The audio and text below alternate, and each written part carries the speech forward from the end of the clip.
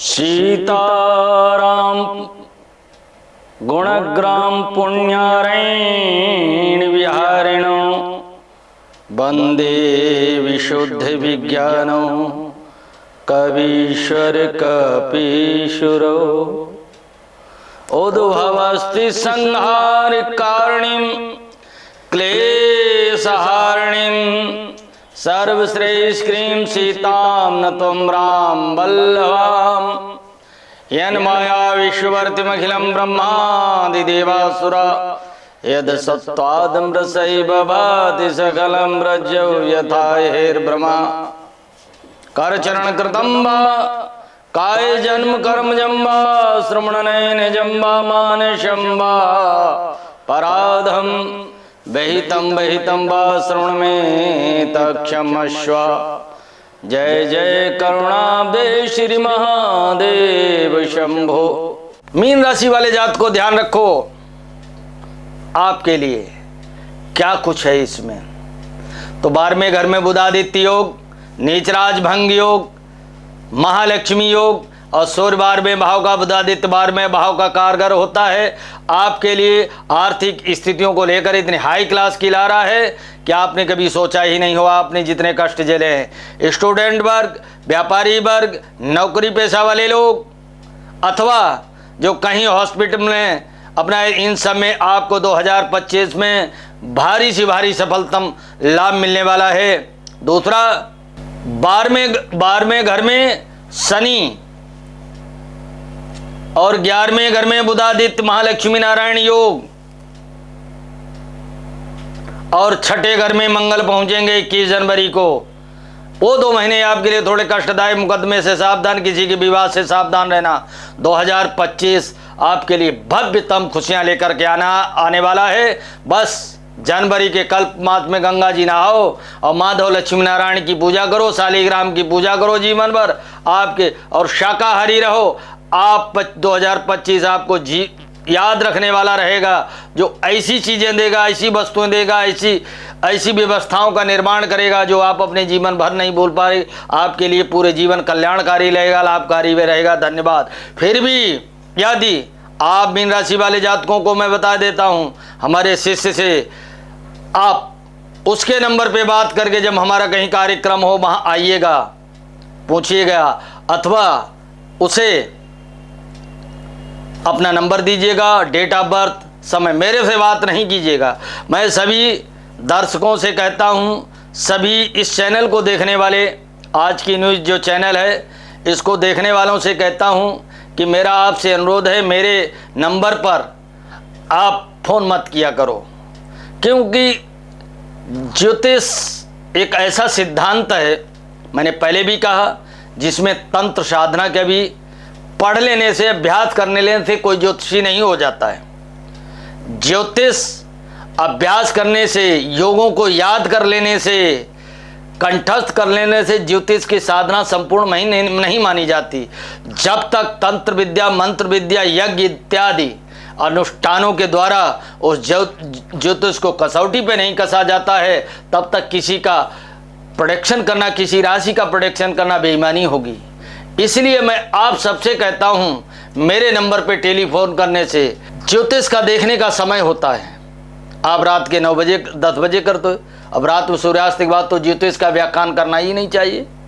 ये 2025 किन किन राशियों के लिए क्या क्या लेकर आया है। कुछ लोग प्रश्न कर देते हैं कि आखिर ये ज्योतिष सही है या गलत, इसे मानना चाहिए कि नहीं। विज्ञान तो कुछ सिद्धांतों के भारतीय ज्योतिष को मानता है, लेकिन किन्हीं सिद्धांतों को नहीं मानता है। ज्योतिष यूरोप के सभी देश, अरब, मिस्र, बल्कि मिस्र की सभ्यता में भी ज्योतिष को माना जाता है। अरब मुस्लिम देशों में भी ज्योतिष की मान्यता 100% है। सबसे बड़ा ज्योतिषी चाइना का फेंग शुई, रोम का कीरो, यूनान का कीरो, इत्यादि इत्यादि महान ज्योतिषी हुए हैं। ज्योतिष धर्म से परे होता है। मैंने पहले भी कहा, ज्योतिष की परिभाषा में मजहब नहीं आता, जाति नहीं आती, ऊंच नीच नहीं आता। ज्योतिष समस्त मानव जाति के लिए बना है, ऐसा नहीं। और ज्योतिष में अमीरी और गरीबी भी नहीं। हाँ, एक सिद्धांत है ज्योतिष का कि ज्योतिष जिसके पास कुछ भी नहीं, फक्कड़ है और योगी है, जिसने ईश्वर संसार को ब्रह्म सत्यम जगत मिथ्या, इस संसारिक छल प्रपंची माया से जो व्यक्ति दूर कंदराओं और गुफाओं में रह रहा है, हाँ ये तो है, उसे भी प्रभावित उसकी साधना के लिए करता है। कभी कभी तो साधक बन जाता है, कभी साधना उसकी पूरी नहीं होती है। कभी तो वो मोक्ष या स्वर्ग की प्राप्ति, भगवत प्राप्ति कर लेता है, लेकिन कभी नहीं भी। इसी प्रकार से ज्योतिष मानव मात्र के लिए जहाँ तक आपकी दृष्टि पड़ती है वहीं तक की सृष्टि है, और प्रकृति के सभी स्वरूपों में समय का अपना एक सिद्धांत है। जहाँ गति है वहीं समय है, और जब समय छोटा पड़ जाता है और गति की स्पीड बढ़ जाती है तो वो दिव्यम ददात यानी लाइट की स्पीड या प्रकाश की गति कहलाती है। और प्रकाश की गति में जो व्यक्ति चलने लगता है फिर उसे समय की सीमाओं में नहीं बांधा जा सकता, समय छोटा पड़ जाता है। लेकिन इस भूतल पर रहने वाले प्राणियों के लिए गति को क्रॉस करना नामुमकिन है, अर्थात समय बड़ा पड़ जाता है। और जब समय बड़ा पड़ जाता है तो समय से आदमी बड़े परेशान हो जाता है।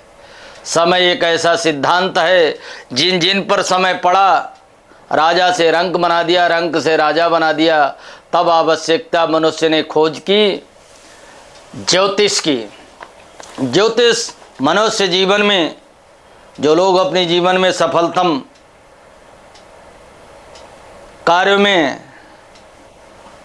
करने में सफल रहे हैं या महान बनने में सफल रहे, उसमें ज्योतिष का भी अपना सिद्धांत रहा। रावण से लेकर के, राम से लेकर के कृष्ण, गांधी और गौतम, ये सब लोग अपने जीवन में ज्योतिष के सिद्धांतों को पाते चले आ रहे हैं। आज भी विकसित दुनिया के ये सत्य है कि मनुष्य ने ज्ञान की खोज की, विज्ञान की खोज की, परिश्रम और प्रयास किए, संसाधन जुटाए, विकसित भारत बना, विकसित दुनिया बनी, लेकिन उसमें ज्योतिष का भी अपना एक सिद्धांत है। तो आओ चलते हैं कि ज्योतिष 2025 में आपके लिए क्या लाया है।